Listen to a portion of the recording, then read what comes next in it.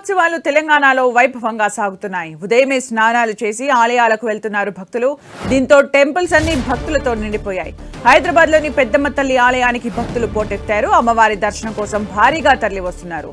దీంతో క్యూ లైన్లు అన్ని భక్తులతో నిండిపోయాయి.